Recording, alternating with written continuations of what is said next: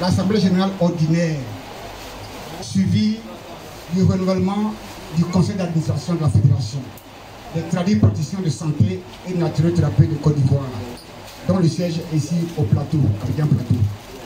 Voici pour nous le moment attendu. Combien de mois de trêve. Et aujourd'hui, on te dit merci parce que tu as protégé tous ceux qui se sont déplacés.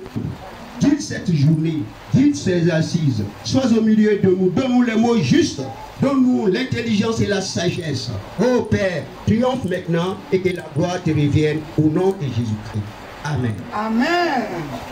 L'Assemblée, ce mercredi 7 avril, c'est pour l'Assemblée générale ordinaire qui sera sanctionnée par le renouvellement du conseil d'administration de notre organisation.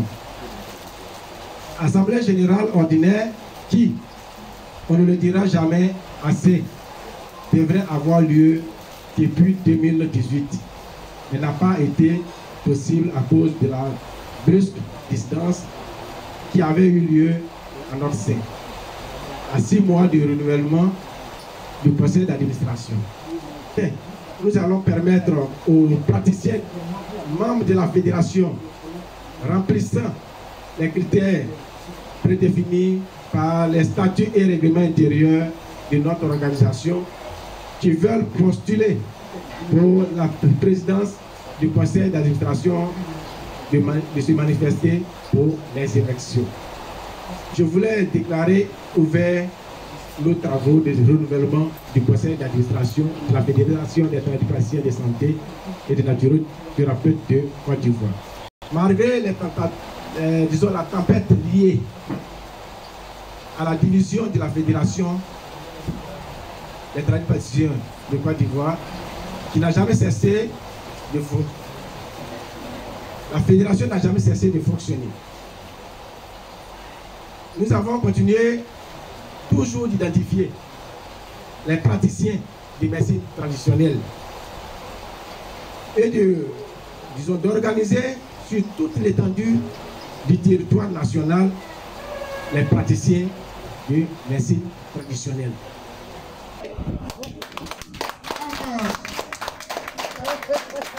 Ici, je tiens à vous remercier encore une fois pour la confiance que vous avez eu à me mettre encore une fois à la tête de la Fédération des praticiens de Côte d'Ivoire.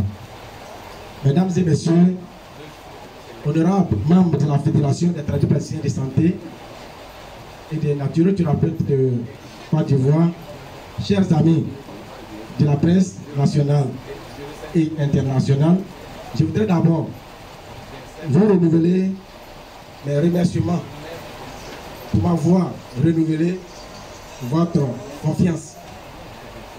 Ce nouveau mandat que vous m'accordez est le vôtre. Et ce, d'autant plus que la tempête de division, corruption, d'élimination physique, de menaces de mort, d'emprisonnement, que sais-je encore, n'ont pu vous emporter. Vous êtes restés de marbre, imperturbables, sereins. Soyez-en félicités.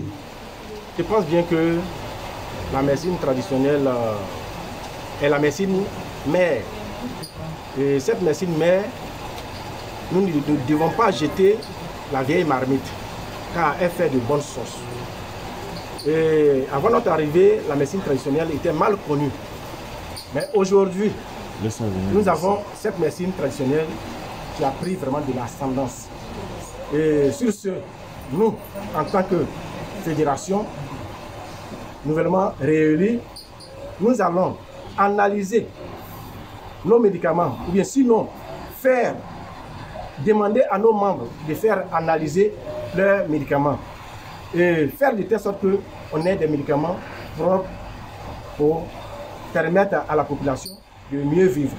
Nous avons mis sur pied une unité de médecine traditionnelle qui est construite sur pratiquement 300 mètres carrés. La fédération, par l'entremise du président que je suis, a construit sur 300 mètres carrés et mis des appareils à la disposition de la fédération qui va leur permettre de pouvoir avoir des médicaments traditionnels améliorés.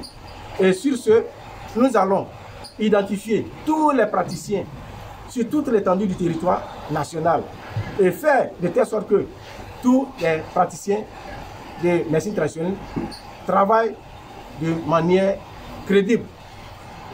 Et nous allons encore plus former les praticiens de médecine traditionnelle. Former que le praticien connaisse ce que c'est que les noms scientifiques de ces plantes.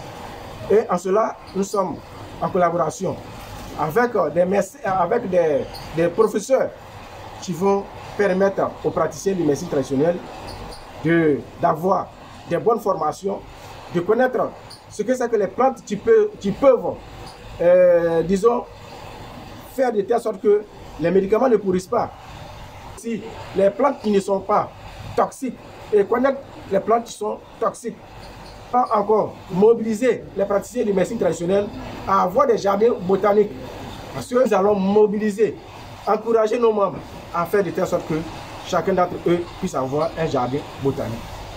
Et nous avons pratiquement 10 500 membres sur toute l'étendue du territoire national.